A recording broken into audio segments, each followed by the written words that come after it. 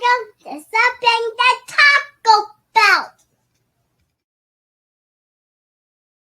Hi, welcome to Something to Talk About. My name is Taco, and I'm talking about one of the Song of Ice and Fire characters, and a pretty important one. Not so much big one, but important one. It's friggin' Harren the Black, man. Like, it's awesome. I'm really excited to talk about Harren Hoare, and I'm going to struggle saying the word horror because it's not spelt like horror movies, and it's not spelt like the other one with the W, so I don't know. Horror. Yeah, we'll get through it, guys, together. Pause this, read this if you don't know what's going on here. But yeah, my name's Taco, and I'm ready. So I was really excited to cover this character, but then I realized we don't really know too much about him. Just pretty much the burning of Harrenhal, the construction of Harrenhal, and then later on, like, his legacy is kind of all we really got. And when I first put him on my list, I was like, I'm gonna learn something. I didn't. So if you are thinking like, oh, this is gonna be a character or a video where I'm gonna learn a lot about like the upbringing of Harren the Black and all that stuff before Aegon's conquest, nope, there isn't any of that. So I am going to, this is pretty much going to be his part of Aegon's conquest, and that's still good. That's still a really interesting story. So so I hope you're down for that. I'm down for that, and it's the first time I ever get to cover House Hoare. So yeah, all right. The Black, Harren Hoare, also known as Harren the Black or Black Harren, was the last of the kings of the Isles and the rivers to rule over the Iron Islands and the riverlands. Did I stop and say spoilers? It said that in my thing, but yeah, spoilers for I guess the TV show and yeah, the books, but this is almost entirely a Fire and Blood character with references to him throughout the main story. So yeah, and also low key, this felt more like I was doing a location video, which is hilarious because if I did a location video for Harrenhal, it'd be a lot. It'd be a lot. Pretty much everything I would say would be like one small part of it. Like, I almost forgot to do like symbolism and theories at the end because I thought it felt like a location video, and I already covered 10 towers. So this week, so it was a very Iron Island-y week, even though Harren's entire story is in the Riverlands. But yeah. Anyways, spoilers is what I meant to say. Yeah, he was the last member of House Hoare to rule. He completed the Grand Castle Harrenhal, which would serve to be his doom. He is a proud man. Black Harren's cruelty was famous throughout the Seven Kingdoms. He is remembered in children's stories as evil. At the time of Aegon's conquest, Harren was an old gray man who wore black armor. A proud man. Did I say that twice? Yes, I did. Black Harren's cruelty. Oh, I said that twice. I have some of that repeated twice. Okay, that's hilarious. All right, Mark. House Hoare. House Hoare of Orcamont. Wow, really? Originally, huh? Is an extinct house originally from the Iron Islands, known as the Black Line or the Black Blood. The Hoares became kings of the Iron Islands after the Andal settlers on the Iron Islands ended the rule of House Grey Iron. Well, the Hoares originally came from Orcamont. They also built Hoare Castle on Great Wick. The Hoares eventually moved to Freemarket and then Harrenhal in the Riverlands, where they ruled as kings of the Isles and Rivers for 3 generations. We're going to talk about the ending of that. During the coming of the Andals, the Hoares allied with the invaders as well as houses Orkwood, Drum, Greyjoy to slay King Ragnar II, Grey Iron, and end the hereditary dynasty of House Grey Iron. According to legend, and I love this legend, the Ironborn played a game of finger dance to choose their next king, resulting in Harren Hoare ruling as King Harris Stumphand. He's like, I'm king now. No. Is it worth it? Probably. In the new age of expansion centuries later, the Ironborn under King Harwin Hardhand, the third born son of the cautious king, Corwin the Cunning took the riverlands from the Storm King Auric Durandon, sorry, oh my god, I'm screwing up here, at the Battle of Fairmarket. Harwin and his successors, Alec and Harren, the Harren we're talking about, ruled the Iron Islands and Riverlands as king of the Isles and Rivers. So, yeah, I maybe one day might cover. I already said his name once. Is it Harris Hoare? No, that's Stumphand. Harren Hoare, Harren Hardhand. Because I really like his story of taking the Riverlands, and I did cover him a lot in our the live stream that we did a few months ago of every king of the Iron Islands, which he's out of all the kings of the Iron Islands, he's definitely one of the more interesting ones. But yeah, it was him who took the Riverlands, and then his son held it, and then we're getting to his grandson, which is Harren, the character we're talking about. The sigil represented their cool sigil represented the distant lands that they have been under the rule of the house. The longship is for the Iron Islands. The pine is for Bear Island. The grapes are for the Arbor, and the raven is for the Macers at Old Town, all bound by the iron chains of the Iron Men. So that's really cool. They got a really sick sigil. So yeah, let's talk about Harren. Harren and Harrenhal. Harren was born to House Hoare, the ruling house of the Iron Islands. He was a grandson of the King Harwin the Hardhand, who extended the Ironborn rule over the Riverlands from the Neck to the Blackwater Rush, and then his son King Halleck Hoare. And then also Harren's brother rose to become Lord Commander of the Night's Watch, which is a really random thing. But that's his family. So his granddad conquered the Riverlands for the Iron Islanders. His dad held it. His brother's a Lord Commander. It's a very big house. Thanksgiving must be rough. I hope you're getting work done. I hope you got something to talk about, because everyone else is accomplishing a lot. During his reign, Harren was vain, that he probably thinks his song is about him. Actually, the video is about him, so maybe that's why he's so vain. He was a vain, bloody tyrant, hated by those he ruled. While Halleck ruled from a modest tower at Fairmarket, Harren desired a grander seat, and he commanded the construction of the grand castle, Harrenhal. The Riverlands and Iron Islands were drained to finance the building, with thousands of captives dying in the quarries, chained to sledges, or laboring on the towering walls and 5 huge towers of Harrenhal. Yeah, a lot of people died. Weirwoods were cut to provide rafters and beams.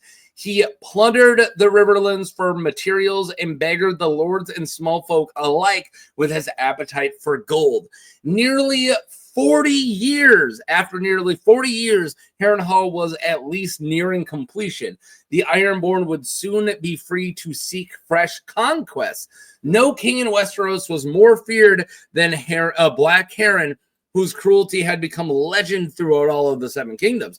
And no king in Westeros felt more threatened than Argilac the Arrogant, the Storm King, Durandon, who reached out to the Targaryens on Dragonstone. So there you go. We're already getting into the big main conflict. So you can see how center Harren the Black is for the whole catalyst for the conquest, right? Would Aegon have eventually tried to conquer Westeros? Yeah, maybe. He definitely had the painted table made already. Maybe he would have. But it all really started because Harrenhal was almost done, and everyone's like, what are they going to do next? The Ironborn have taken all the Riverlands. They're making the biggest castle in the entire land. Are they just going to start? And then Argilac the Arrogant, who I've done a video for, and I stand by that video. It was a really good one. He's the Storm King, and he's like, are they going to attack me next? He's definitely the weakest the Storm Kings have ever been. He's old. He doesn't have a male heir. He definitely feels down on his luck. So he sends a letter, and that letter is to Aegon Targaryen on Dragonstone. The start of Aegon's conquest. Yeah, it didn't work out, did it? The King Argilac offered Lord Aegon his daughter in marriage with all the lands east of the God's Eye from the Trident to the Blackwater Rush as her dowry. Yes, I have to go over all of the start of the conquest, which is all very interesting. I did try to kind of scrunch it up a little bit, so I'm not talking about it more than I'm actually talking about Harren, but I essentially I still got to cover a lot, right? Aegon Targaryen spurred the Storm King's proposal because he already had married his two hot sisters and did not need a third. Especially like, dude, that's not even my sister. Why would I ever marry her? Also, the lands that Argy offered didn't belong to him, but instead belonged to Harren the Black for more than a generation. So he's like, hey, you can have all this land as a dowry. And that land's not even his. So he's essentially, Argilac the Arrogant is essentially trying to get Aegon to start and fight and win a war for him for pretty much no reason. I'm like, no, you go fight. You marry my daughter too. Whatever. Like, yeah, he's just trying to get Harren off his back. Like, get a buffer zone between him and Harren Hoare. So yeah. The aging Storm King meant to establish the Targaryens along the Blackwater as a buffer, between him and the lands of Harren the Black. Aegon's counteroffer was him to take those lands, but also like half of Argilac's lands, like pretty much like Massey's Hook and a bunch of other things. He's like, yeah, give me some of your lands too. And then just to marry his daughter to Orys Baratheon instead, which is Lord Aegon Targaryen's childhood friend and champion and possible bastard stepbrother, right? These terms Argilac rejected angrily and had the hands of the Aegon's envoy cut off and returned to him in a box. Aegon didn't reply this time, and he just called his friends and his few bannermen, and they counseled and prayed and thought about it for 7 days. On the seventh day, a cloud of ravens burst from the Tower of Dragonstone to bring Lord Aegon's word to the seven kingdoms of Westeros. And this said, to the seven kings that to the seven kings they flew, and to the citadel of Old Town, and to lords both great and small. They all carried the same message. From this day forth, there will only be one king in Westeros. Those who bend the knee to Aegon of House Targaryen would keep their lands and titles. Those who take up arms against him would be thrown down, humbled, and destroyed. Aegon's small army landed on the northern bank of the mouth of the Blackwater Rush, where three hills rose above a small fishing village, which that eventually becomes the city for King's Landing, right? So he lands on those three hills, and that's where King's Landing, right? Make sense? Yeah, you guys got it. You guys got it. All out to war.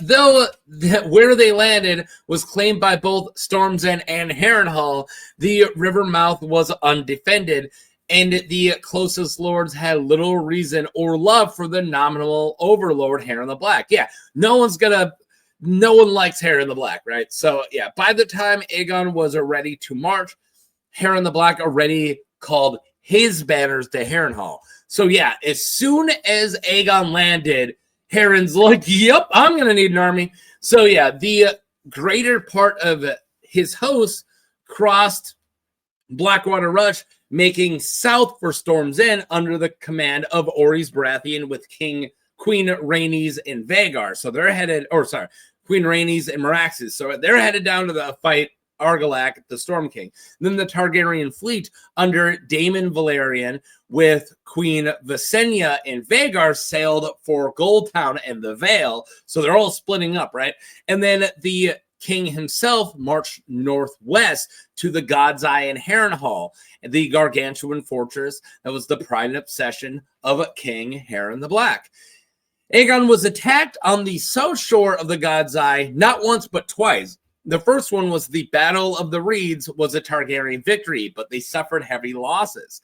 And then at the Wailing Willows, when two of King Harren's sons crossed the lake in longboats with muffled oars and fell upon their rear. Though Harren's men were victorious in the Wailing Willows, returning across the lake, they were ill-prepared when Balerion fell upon them in the morning sky. Yeah! You don't attack the guy with a dragon and just think you can sneak away. Like, no, the dragon's going to eat you. Harren's longboats burned, and so did Harren's sons. So, yeah, as you can see, even though I'm not covering Harren like he's there, because we don't know exactly what he's doing at this point, but it's all the stuff that he is involved in, sending people so he's kind of spending in this entire video at Harrenhal, but he's still very important. He looms over the entire story because at this point during Aegon's conquest, he is the most powerful king on in Westeros, which is why you can send Orys Baratheon down to take care of the Storm King. You can send Visenya to take care of the Vale. Aegon himself has to go and take care of Harren, right? Like, he is the biggest threat, is what I'm trying to get at. So, yep. Final parlay. Aegon never planned to have a siege. Wait, did I skip ahead?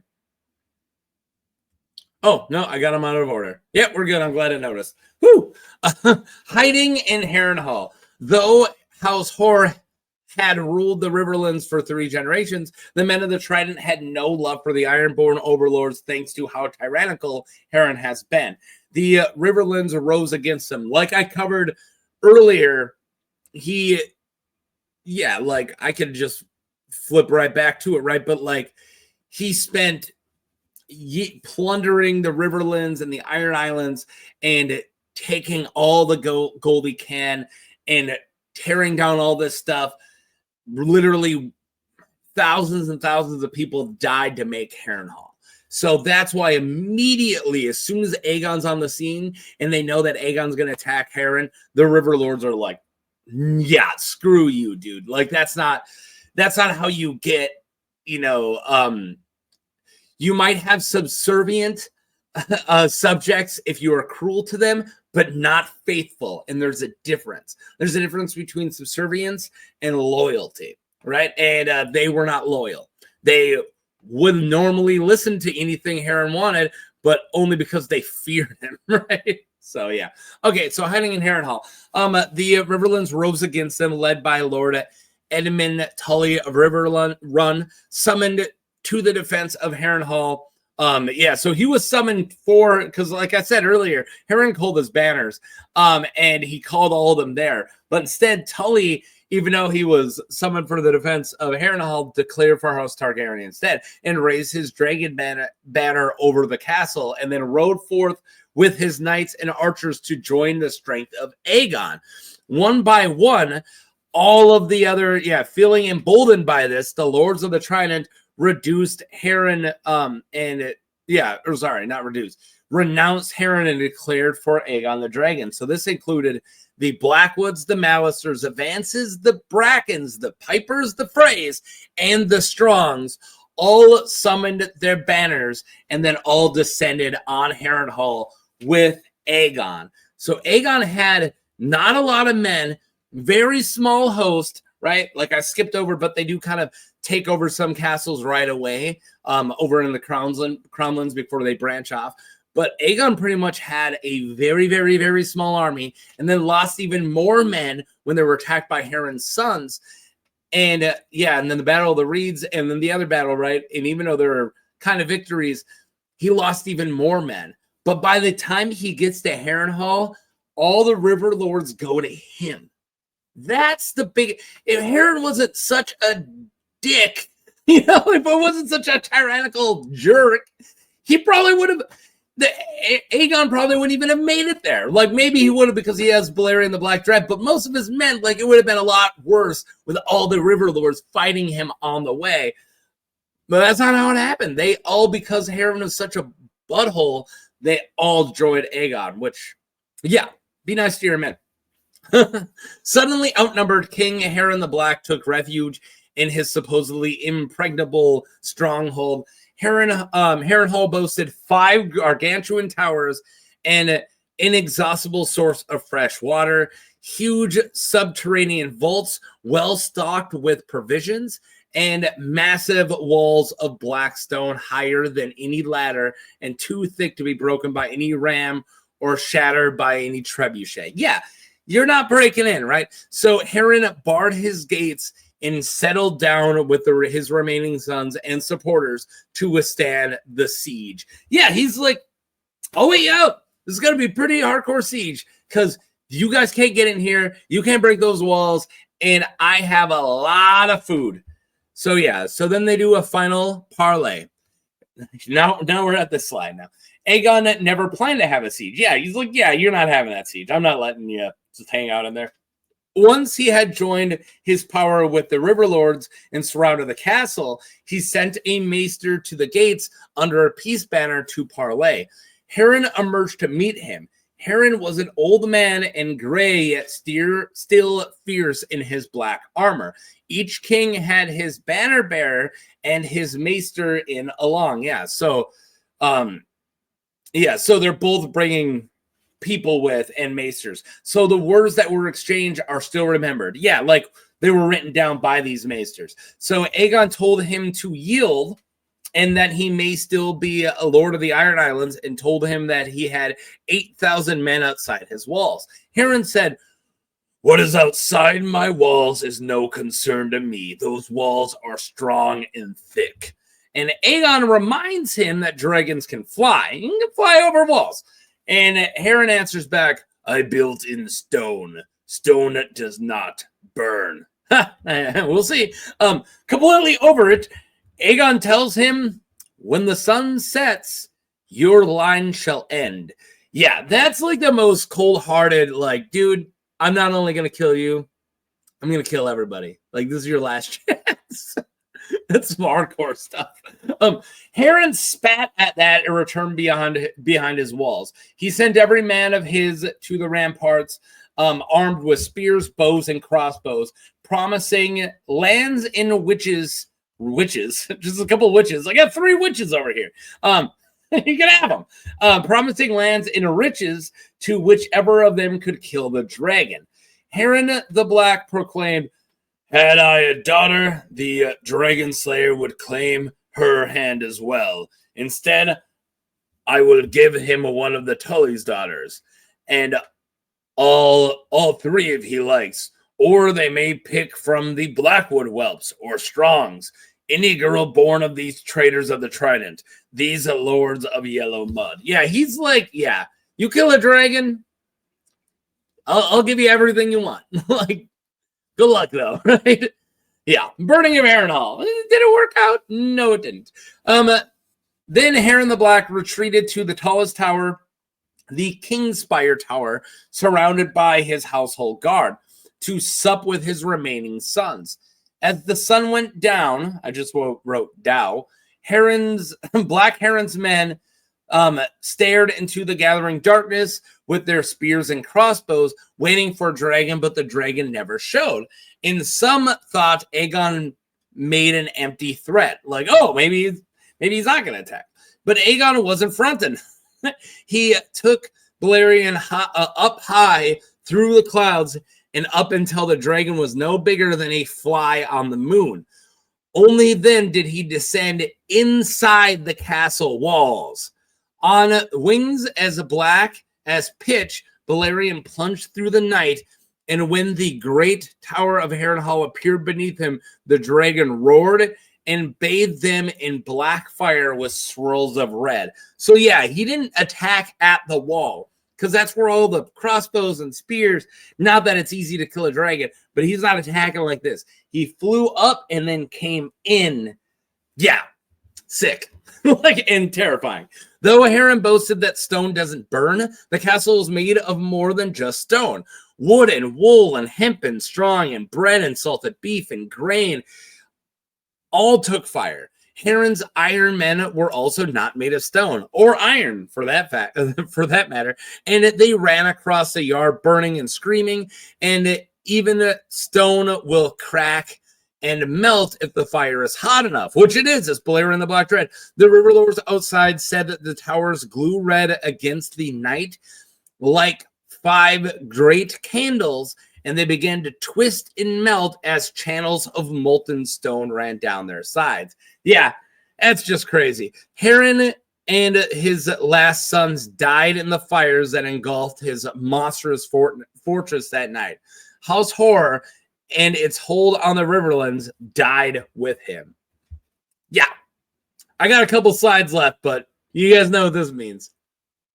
Poochie's dead! Yeah, Poochie's dead. All right, Harren's legacy. On the next day, outside of the smoking ruins of Harrenhal, King Aegon accepted an oath of fealty from Edmund Tully and named him Lord Paramount of the Trident. The other river lords did homage as well to Aegon as king and to Edmund Tully as their liege lord. Harren's brother, Lord Commander Hoare, remained at the wall when his kin died in the burning of Harrenhal. And I think that was just Harren the Black's brother is kind of like Aemon, you know, like Aemon remained at the wall when the Targaryen dynasty fell. It's kind of and then Jon stayed at the wall when the Starks were losing, right? And he lost his siblings and stuff. That's kind of like what we're talking about here. That's kind of the symbolism that you're supposed to draw. That like, oh, why didn't Jon leave when his dad died? Dude, Harren the Black's brother stayed Lord Commander when when he was roasted alive. So yeah, it's that you gotta stay, gotta remember that duty and stay at the wall. The death of Harren and his sons left a power vacuum in the Riverlands and the Iron Islands. Aegon granted Harrenhal to Lord Quentin Corharies. Corin Volmar claimed to be Harren's heir, and then eventually, but was eventually killed by Aegon. The Conqueror allowed the Ironborn to choose Vicon Greyjoy as the Lord of the Iron Islands, and in the name of the Iron Throne. So yeah. In 137 AC, a rebel named Harren the Red, who claimed to be the grandson of Harren the Black, seized Harrenhal from Lord Gargan the Guess Coharies. Yeah, I actually really like Harren the Red. If there was more on Harren the Red, I probably would have done a video for him, but there really isn't. Although Black Harren died in Kinspire Tower, the spirits of the king and his sons are said to haunt the cellars of the Wailing Tower. Another story claims that Harren and his sons walk Harrenhal's halls at nighttime, and anyone who will look upon them will burst into flames. Wow, watch out. After Jaqen H'ghar assassinates Chiswick and Whis at Harrenhal, some claim that they were killed by Harren's ghost. You scared? All right, the curse of Harrenhal. So yeah, Harrenhal is said to be cursed as. So this is my my symbolism and theories slide, and yeah, you're not gonna talk about Harren Hoare without talking about the curse. So yeah, curse of Harrenhal. Harrenhal is said to be cursed as many houses and individuals who have held the castle eventually come to bad ends.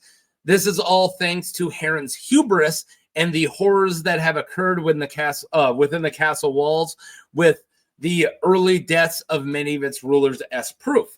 The curse is thought to be thought to prevent any lord from holding Harrenhal indefinitely. Basically, Harren killed thousands, serving kind of as a blood sacrifice, right? Like he killed thousands of people there. They died while they were working, and that many weirwoods were cut down for its construction, all just so he could have the most impressive castle in Westeros. This pissed the gods off and cursed the castle. Do I believe this? Mostly no. And I'll get to why. I don't really believe in the curse of Harrenhal. Do you? I'm going to explain why I don't. But yeah, it's definitely one of my favorite aspects of the entire Song of Ice and Fire lore is Harrenhal. It's probably my favorite castle. Should I do a video where I rank my favorite castles? It's probably my favorite castle. But do I think it's an actual curse? And yeah, I'm not kind of like a skeptic. I don't really, and I don't really believe in much. So do I believe in curses? Not really. But do I believe in this one? I'm saying mostly no. And I'll get to that. So almost everyone who holds it loses. loses it, right? But many of the deaths are natural, and even more of them are due to its strategic and important location during wartime. Look at all those typos. It is almost always involved with any major conflict in Westeros. So, of course, it is attacked often, right? Not only that, but many of the lords ascend high in politics of the realm, and that always comes with its risks. So, sure, the house extinction rate is high, but it's not like it is a small, little, unimportant castle over there in the corner. It's a huge castle that is extremely hard to hold, and it's dead in the middle of most conflicts. So I don't know if I have to elaborate too much on that, but how a lot of the people are killed, it seems like most of them either die because they're really old, which is a couple, or houses die out during wars, right? Or like the Wents, because Tywin or whoever is going to go there and take it over. Kind of what happened with, kind of both of these things happened with the Strongs. But even like, yeah, during the Dance of the Dragons, you know, said person, I don't want to spoil anything, but said person shows up, kills everybody there, and takes it because of its strategic location in Westeros, because it's a gigantic place that you can gather a bunch of people. But not only that, but characters have died because they've gotten too close to the kings, like Maegor, like getting too close, having your, either somehow being tied in with Maegor, pissing him off, Maegor the Cruel, and then him murdering your entire family and then giving the house to somebody else. That's why they fall. It's not a curse, right? A lot of times it's getting too powerful and too close to the dragons, or because of just where they are. I guess your only exception really would be Madden L. Lofton. And we don't really know what happened there. We know that she got really powerful and they had to go take her down. But I don't even know if I would consider that a curse. And then everyone who's died holding Harrenhal during the main books, there's a giant war going on. Like, sure, Gregor Clegane died. That had nothing to do with the curse. Sure, Vargo Hoat died. That had nothing to do with the curse. He was holding it and he got murdered by Gregor, right? Like, a lot of the people, it's because one side is supposed to be is holding it and the other side wants it during wars, and that's why people died. Or because they get too close to the Targaryens, do something stupid, next thing you know, your whole family's getting burned, right? So I don't know if I'm going to call it a curse. I do think that the extinction rate is high, but houses change hands often, and this is not just a random house. This is a really important one, really important location. And also, on top of all that, it's impossible to hold. It's giant. You need thousands of people to get it working. Most people who live there pick one tower, live in the tower, and they don't thrive because you can't provision this entire castle. So, yeah, I don't think it's a curse. I think it's just the castle's too big. It's in too good of a strategic location, and then it's really hard to be involved in politics in Westeros without getting lit on fire every once in a while, especially when Targaryens were kings. So yeah, I don't believe in the curse, but that's just me. So I did find a fun post. This is more about Harrenhal, not Harren the Black. I didn't really find any good theories on Harren the Black, except for just talking about the curse and talking about his hubris, which I did that on my own. I didn't need any theories for that. I did find a fun post on Westeros.art called House Stark of Harrenhal by Mladen back in 2013. Wow. That pushes the idea that Sansa will inherit Harrenhal at some point and lift the curse. This post is really long, and I won't talk about it much past this, but I did really enjoy it. Yeah, they go into some detail of like how like I don't want to get into it, but it was really long. It goes into everyone running it, and Bonifer Hasty's now in charge, and talking about lifting the curse, and maybe Sansa will, because she's kind of like the embodiment of the maid, right? I think it's cool. I mean, it was House Went most recently before the war, right?